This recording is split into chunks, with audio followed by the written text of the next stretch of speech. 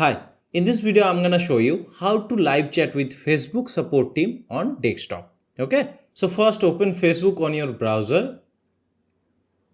Now go to Messenger and click on the Messenger icon.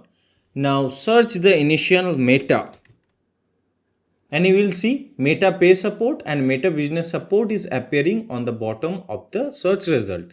We need to choose Meta Business Support. Click on it.